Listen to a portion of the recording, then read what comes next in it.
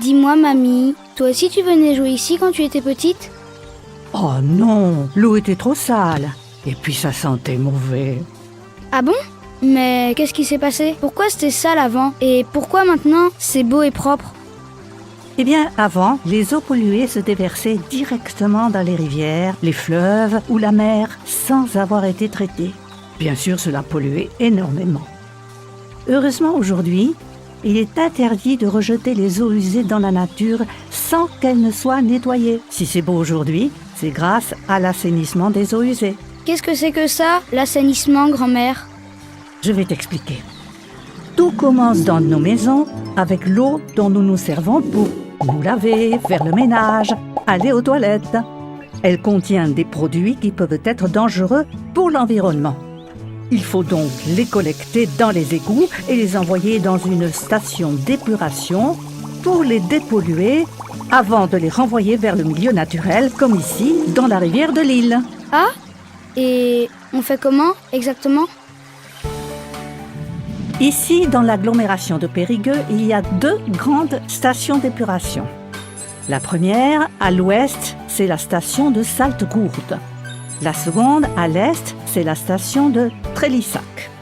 Il y a des collecteurs, des égouts si tu préfères, dans lesquels sont envoyées les eaux usées de nos habitations, des immeubles, des bureaux, mais également celles des industries et certaines eaux pluviales. Puis, grâce à des pompes, l'eau est redirigée vers les stations d'épuration. Lorsqu'elle arrive à la station d'épuration, notre eau salie a bien besoin d'être lavée, car elle contient des déchets, du savon, des produits chimiques et des déchets produits par notre corps. Alors, la station d'épuration, c'est la salle de bain de l'eau. Oui, on peut dire ça. Mais on ne lui fait pas qu'un petit shampoing. En fait, l'eau subit différents traitements pour faire peau neuve. Il y a 4 grandes étapes dans le traitement des eaux usées. Tout d'abord, on élimine les plus gros déchets grâce au dégrillage et au tamisage.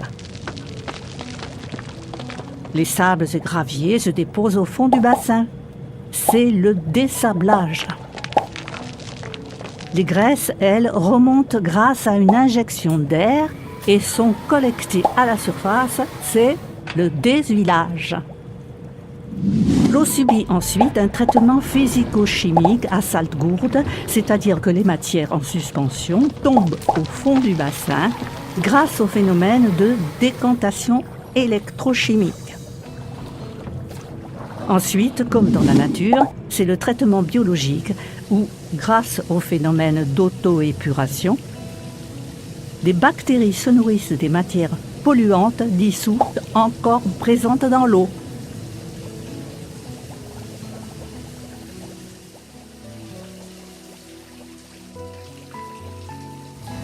L'eau propre peut alors retourner dans le milieu naturel sans altérer l'environnement.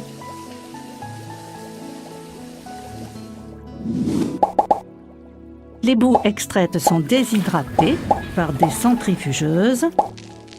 L'eau est séparée de la boue. Ensuite, la boue est évacuée sous forme pâteuse par camion-benne pour être revalorisée en compost. Waouh! Je ne savais pas tout ça. Eh oui, tu vois, tous les jours, des gens travaillent pour protéger et améliorer la qualité du milieu naturel. Tu peux toi aussi les aider en évitant de gaspiller l'eau, en développant des éco-gestes et en triant bien tes déchets. Et attention, hein, les lingettes ne doivent surtout pas se retrouver dans les toilettes. Comme ça, mamie, moi aussi je pourrais venir ici avec mes petits-enfants quand je serai un grand-père. Oui, et n'oublie pas, l'eau, c'est la vie et nous devons la préserver aussi.